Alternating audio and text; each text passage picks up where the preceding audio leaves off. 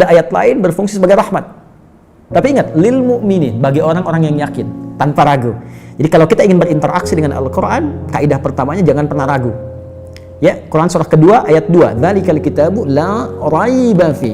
Semua isi Al-Quran akan jadi petunjuk, hudan lil muttaqin, bagi orang takwa. Syaratnya la raiba fi, jangan ragukan sedikit pun. Anda ragu, Anda tidak mendapat manfaatnya. Oke, sekarang kita kembali. Apa itu syifa? Syifa sering diterjemahkan dengan obat. Ya, penawar. Syifa sesungguhnya punya arti yang lebih luas. Ya, obat itu di dalam Al-Quran, bahasa diksi Al-Quran, juga hadis, bahkan standar bahasa Arab biasa, itu setidaknya punya dua ya, diksi dari dua kasus yang terjadi. Ya. Satu begini, jika penyakit ya, yang butuh obat, penyakitnya itu berupa penyakit fisik saja, secara fisikal. Misal, saya katakan misalnya sakit gigi, fisik ya, fisik saya yang kena. Kemudian sakit perut, sakit kepala. Itu penyakitnya disebut dengan daun. Daun. Oke? Penawarnya, obatnya disebut dengan dawaun. Ini. Baik kan? Ya. Karena itu ada kalimat begini yang disandarkan pada Nabi SAW, likulli da'in dawaun. Di setiap penyakit fisik itu mesti punya keyakinan pasti ada obatnya. Jelas ya? Nah, yang kedua, ada jenis penyakit terkait dengan fisik juga, tapi sudah melewati batas-batas dawa. Jadi ini menggunakan obat medis standar, ya, ini susah. Bahkan sebagian mengatakan, dokter mengatakan, wah ini nggak bisa nih, udah give up gitu kan? It's impossible, ini nggak mungkin, ya. Jadi sudah give up di sini, ini udah nggak memungkinkan. Nah. Atau yang kedua, penyakitnya tidak terkait dengan fisik secara langsung, tapi ada yang terkait dengan aspek-aspek psikal, ya, secara psikologis, penyakit hati. Iri hati, dengki, dan dendam.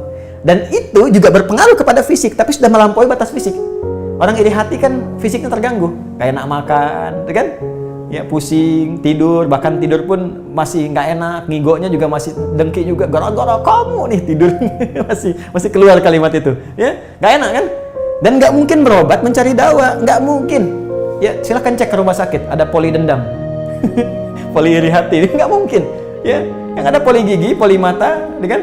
Ya, poli iri hati, poli dendam, nggak ada. Poligami nggak ada di rumah sakit. Anda nggak mungkin menemukan itu, ya. Nah, maka penyakit yang lebih lekat kepada aspek non fisik itu seringkali diistilahkan oleh Al-Quran dengan kata marad, namanya maradun, ya, penyakit hati. Karena itu ketika Allah menyifati orang munafik yang hatinya bermasalah, Allah tidak menyebutkan kata daun, tapi menyebutkan kata marad. Silahkan cek di Quran surah kedua Al-Baqarah ayat 10. Fi qulubihim marad. Ya, di dalam hati mereka ada penyakit. Hati yang di sini bukan hati fisik ya. Ya, tapi sumber kehidupan kita yang ditetapkan oleh roh. Nanti ketika fisik itu mulai sempurna selama 4 bulan jadi mudghah. Jadi kan ada 3 tahapan seperti kita ketahui, ya. Dari mulai di Al-Arba'in, kalau kita baca Al-Arba'in, Al-Imam An-Nawawi, hadis nomor yang keempat, ya, Abdullah bin Mas'ud radhiyallahu ta'ala anhu qala Rasulullah SAW huwa as-sadiqul masduq inna ahadakum yujma'u fi batni ummihi 40 yawman nutfah. 40 hari pertama, ya, itu baru berbentuk penyatuan, perpaduan antara spermatozoa dengan ovum, thumma yakunu alaihi 'alaqah, kemudian mithla dzalika 'alaqah, 40 hari kedua berbentuk zigot yang telah menempel di dinding rahim, thumma yakunu mithla dzalika mudghah, 40 hari ketiga berbentuk mudghah, daging keratan. Bahkan sudah jadi bahasa sekarang, ya, di masa kan bahasan janin, ya, di kurikulum kedokteran saya lihat redaksinya sama, mudghah, ya. Nah, dalam fase ini kemudian ditiupkan roh, ya, wa yursalu alaihimul malak, alaihil malak, dan diutus malaikat, wa yu'maru bikatbi arba'in, dan diperintahkan menetapkan 4 hal. Nah, saat ditiupkan roh ini, itu terjadi kemudian penyatuan antara fisik dengan roh. Itu ada di Quran surah ke-15, ya, ayat ke-28. Ya, wa idz qala rabbuka lil malaikati inni khaliqun basyaran min salsalin min hama'in masdun fa idza sawaituhu wa nafakhtu fihi min ruhi. Jadi roh masuk ke dalam jasad seseorang, ya ke dalam fisik seseorang, ketika sudah masuk dia bisa bernafas kan, ada kehidupan, unsur kehidupan. Karena itu nafas terambil dari bahasa Al-Quran. Jadi begitu kemudian sudah masuk roh ke dalam jiwa, menjadi nafas namanya, berubah dari roh jadi nafas. Ya, maka dia membawa dua potensi. Ya, ada fujur, ada takwa. Di Quran surah 91 ayat 7 sampai 10. Wa nafsi wa ma sawwaha fa'alhamaha fujuraha wa taqwaha. Jelas ya? Maka wa nafsi wa ma sawwaha, jika roh sudah masuk ke dalam jiwa jadi nafas, dan disitulah manusia bisa bernafas. Tapi jangan lupa dia membawa dua potensi. Ada potensi kebaikan, takwa, ada katalis kebaikan. Saya tidak mengatakan yang buruk. Itu katalisnya. Jadi lawannya langsung. Yaitu jujur, lawannya dusta. Ya, marah lawannya sabar. Yang sabar itu takwa, jujur itu takwa. Yang marah, yang sombong, yang bohong itu namanya fujur, itu katalisnya. Di Allah menciptakan sifat marah bukan ingin membuat Anda pemarah, tapi ingin kemudian memacu supaya yang sabarnya muncul. Sebab kalau nggak ada marah, bagaimana bisa ada sabar? Itu cara membacanya. Nah, di sini terjadi pergolakan. Ya, apa kaitannya dengan ini? Orang-orang yang tidak bisa mengendalikan sifat takwanya dan tidak menjadikan sifat fujurnya sebagai katalis, tapi diikuti menjadi dominan, maka jadi penyakit di hatinya. Itu yang disebutkan dengan marad namanya. Ya, itulah yang memunculkan penyakit ria, pamer, itu kan? Sum'ah, ingin didengar orang, sombong turunannya, ya, kemudian dendam dan sebagainya. Ini marad. Marad ini dan penyakit yang sudah melewati batas fisik, kalaupun terkait dengan fisik, nggak ada obatnya dari dawa. Yang ada hanya syifa. Maka jika ada orang tertentu yang terkena penyakit fisik yang sudah di luar batas dawa, yang medis misalnya udah nggak bisa nih, ini nggak mungkin, maka beralihlah dari dawa ke syifa. Ini yang pernah dilakukan oleh Nabi Ayyub alaihissalam. Ketika diuji dengan penyakit, Allah contohkan langsung supaya kita bisa meniru. Bukankah ayat ini turun ketika Nabi diuji dengan penyakit? Ya, supaya memohon kepada Allah. Jadi kan Nabi Ayub kan divonis dengan penyakit yang tidak pernah diderita oleh orang sebelum beliau, tidak akan dirasakan oleh orang setelahnya. Yang paling menarik apa yang dilakukan? Ketika semua mengatakan nggak mungkin, lalu turun kemudian gambaran dari Allah.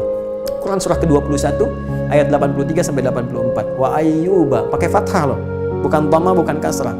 Ya, fathah itu menunjukkan sesuatu di masa lalu untuk dibuka bagi orang di masa depan. Ya, fataha itu dibuka. Itu ilmu lughahnya. Saya spesialisasi di bahasa Arab.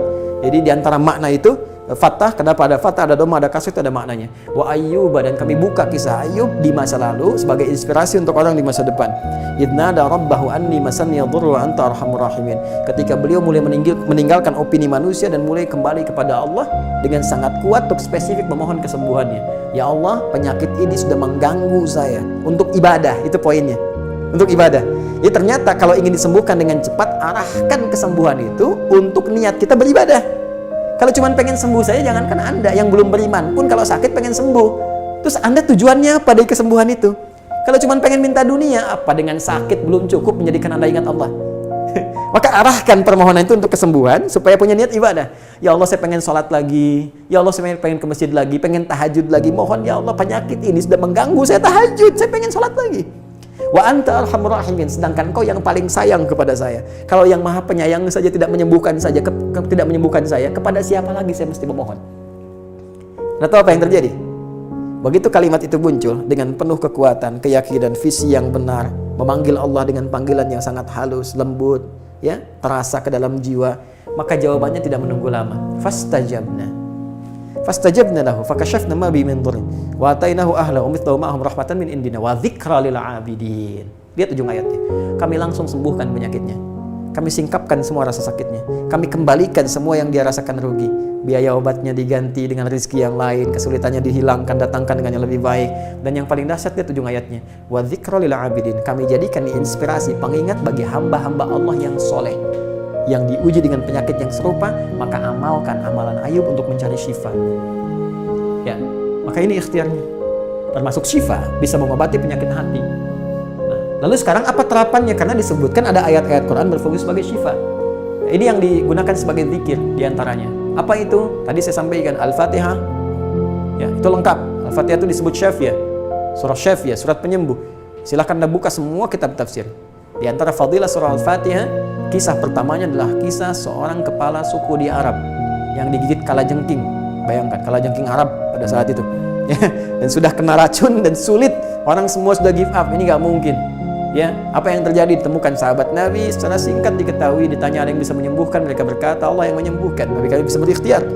Dipanggil mereka, dibacakan Al-Fatihah sekali bacaan tanpa diulang-ulang, tanpa pakai alat-alat tertentu, tiba-tiba syufia disembuhkan sampai diberikan hadiah berupa beberapa kambing. Tapi mereka, mohon maaf izin, Ibu Rektor dan sebagainya, mereka khawatir jadi gratifikasi.